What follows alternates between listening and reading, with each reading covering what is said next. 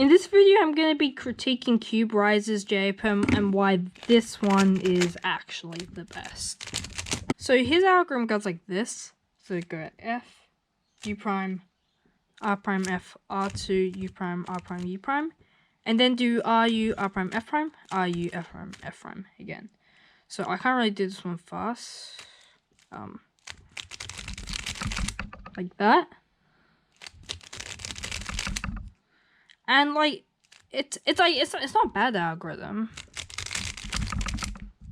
But there is a reason why this one, which in case you don't know, is you start with rotation, so you basically do R prime and a sledgehammer. R, U2, wider prime, U prime, U, wider, U2. So this the one with the rotation, it does seem that this algorithm is regripless. And this one obviously has rotation and it's with your left hand, so this might seem worse. But I'm going to explain why it's not actually. So actually I commented on this video saying that, so apparently, hang on, let me just do this again. So in this video he said that doing the rotation makes the AUF harder. So if you don't know what AUF is, it's basically, let me set up an example. So it's basically when you do your peel and you have to do some U move afterwards, so you have to do U. So obviously for U it's pretty obvious. And he said for U prime it is not very good. So actually there is a way that you can do it, and trust me, I actually use this. So you finish the algorithm, you can go thumb U prime like this. So it might seem like a bad idea, but actually it's not. It's reliable for me. It's like that. Kind of dropped the cube, but it's the end of the solver anyway, so it doesn't matter. And for U2, while he said that your middle finger has to regrip, it's a very small one, and it's usually soft. So here we go. We can get to the algorithm, and then it might seem like it's a pretty bad spot, but you can usually do U2. So let's try this again.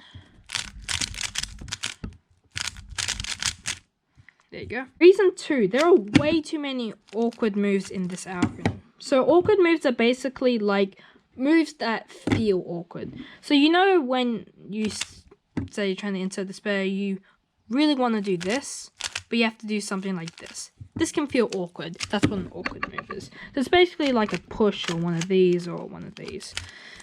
So in this algorithm, so we go R2, we just go like this.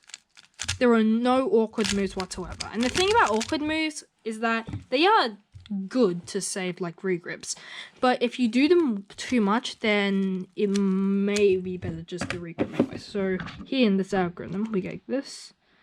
So F from U prime, R prime F. So here you kind of have to do disjoint double flick. And now here's the part. R, U prime, so R, U, R prime, F prime. So you can kind of get like this, which is like a JPerm. But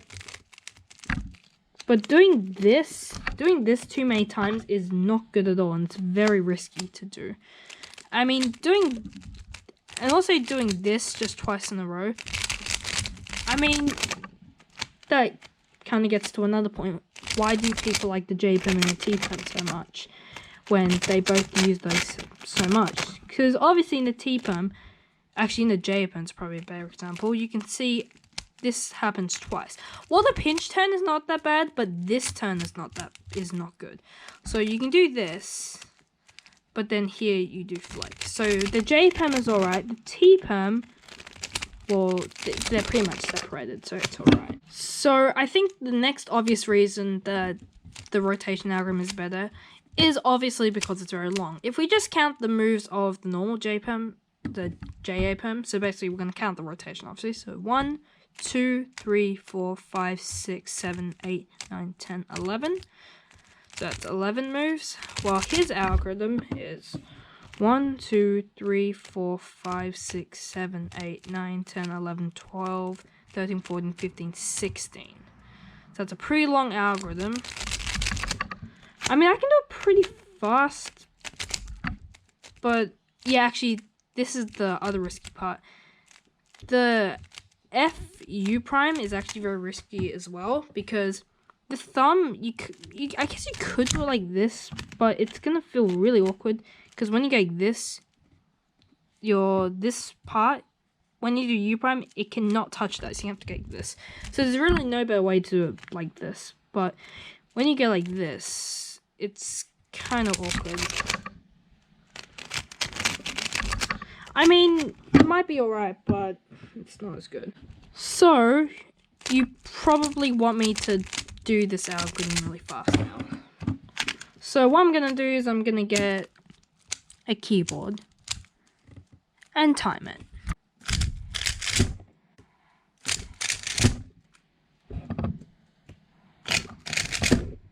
So I sub-1 that alg pretty easily.